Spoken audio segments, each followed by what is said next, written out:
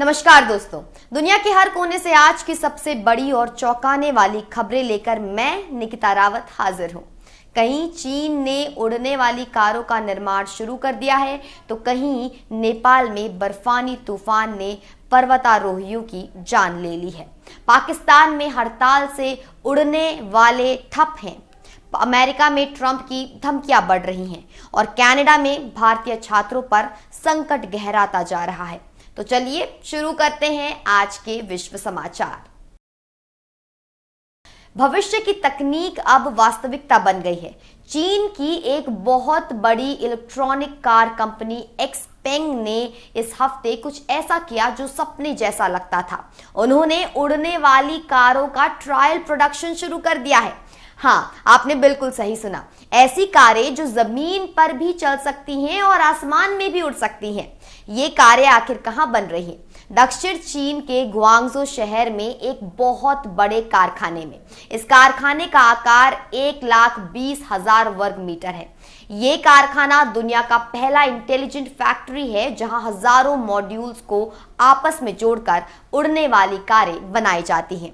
सबसे अद्भुत बात यह है कि ये कारखाना हर 30 मिनट में एक पूरी विमान को तैयार कर सकता है। इसका मतलब है कि एक दिन में 48 कार्स, एक महीने में thousands कार्स बनाई जा रही हैं। कारखाने की क्षमता साल भर 5,000 से 10,000 कारों तक की है। लेकिन सबसे बड़ी बात यह है कि एक्सपेंग को पहले ही 5,000 से अधिक ऑर्डर्स मिल चुके हैं। लोग इन कारों को खरीदने के लिए तैयार हैं। ये पहली बार हो रहा है कि कोई कंपनी ऐसी तकनीक को वास्तविकता रूप में बाजार में लेकर आ रही है और ये खबर टेस्ला जैसी बड़ी कंपनियों को भी चिंता में डाल रही है। नेपाल के हिमालय में एक त्रासद घटना हुई है। सोमवार की सुबह माउंट यालुंग री के बेस कैंप पर एक बड़ा बर्फानी तूफान आ गया। इस बर्फानी तूफान ने सबको अपने आप में निगल लिया। कुल 7 लोगों की मौत हो गई, 5 विदेशी पर्वतारोही और 2 नेपाली गाइड। ये पर्वतारोही आखिर कहां से थे? पोलैंड से 3, इटली से 1, कनाडा से 1 और अन्य देशों से। ये सभी लोग 4,900 मीटर की ऊंचाई पर बेस कैंप में ठहरे थे। वे 5,600 मीटर ऊंचे यालुंग री पर्वत पर चढ़ने की तैयारी कर रहे थे, लेकिन अचानक बर्फानी तूफान आ गया। गहरी बर्फ, तेज हवा, कम दिखाई देना, सब कुछ ने इस त्रासदी को और भी बदतर बना दिया। 4 और लोग घायल हो गए। 4 लोग अभी भी लापता है। बचाव के दल को पैदल पहाड़ पर चढ़ना पड़ रहा है क्योंकि हेलीकॉप्टर उस ऊंचाई तक नहीं पहुंच सकते। बर्फबारी और खराब मौसम की वजह से बचाव कार्य रुक गया है। ये घटना दिखाती है कि पहाड़ों में चढ़ना कितना खतरनाक है। प्रकृति की शक्ति इंसान से हजारों गुना ज्यादा अधिक है।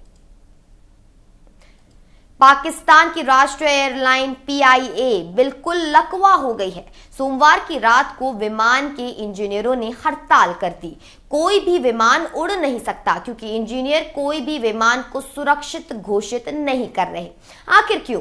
क्योंकि ये इंजीनियर 8 साल से सैलरी में कोई बढ़ोतरी नहीं पा रहे हैं।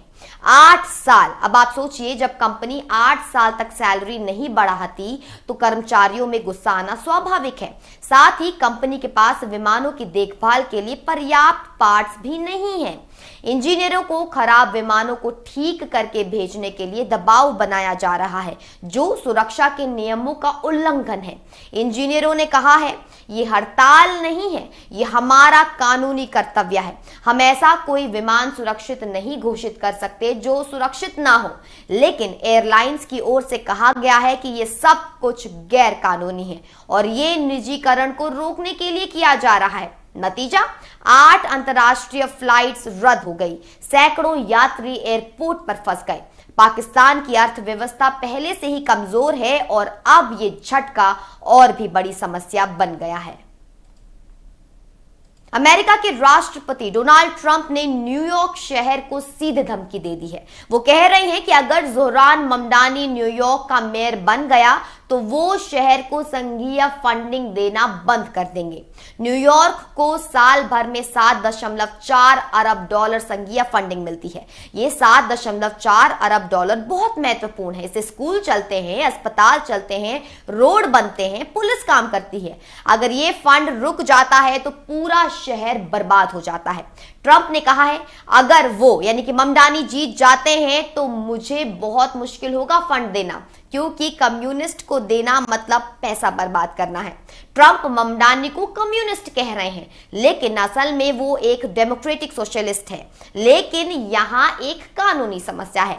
ट्रंप को अपनी मर्जी से कोई भी शहर से फंड रोकने की अनुमति नहीं है। वो ऐसा नहीं कर सकते। संविधान में ऐसा कोई अधिकार नहीं है। अभी तक न्यूयॉर्क की अदालतों ने ट्रंप को कई बार रोका है जब उन्होंने फंड रोकने की कोशिश की थी। कनाडा की सरकार एक ऐसी योजना बना रही है जिससे भारतीय छात्रों और काम करने वाले लोगों को बहुत समस्या हो सकती है। कनाडा सरकार सामूहिक रूप से हजारों वीजा रद्द करना चाहती है। कनाडा सरकार का कहना है कि भारत और बांग्लादेश से धोखाधड़ी के वीजा आवेदन आ रहे हैं, इसलिए वो पूरे भारत से आने वाले वीजा को सावधानी से देखना चाहती है। लेकिन ये बहुत खतरनाक हो सकता है। अगर किसी का वीजा रद्द हो जाता है तो वो कनाडा के से निकाल दिया जाएगा। कनाडा ने अभी तक भारतीय छात्रों को रोकना शुरू कर दिया है। बहुत से भारतीय छात्र कनाडा में फंस गए हैं। उन्हें नहीं पता कि उनका वीजा रद्द होगा या नहीं। ये बहुत ही भयानक परिस्थिति है।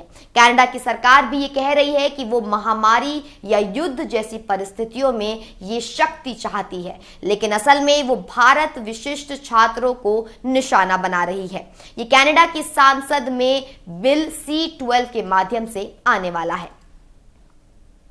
तो ये थी विश्व की 5 सबसे महत्वपूर्ण अंतरराष्ट्रीय खबरें।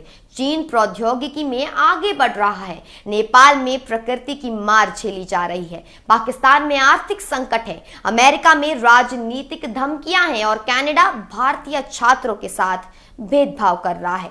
दुनिया बहुत तेजी से बदल रही है। कहीं तकनीक आगे बढ़ रही है तो कहीं मानवीय संवेदनशीलता खो रही है।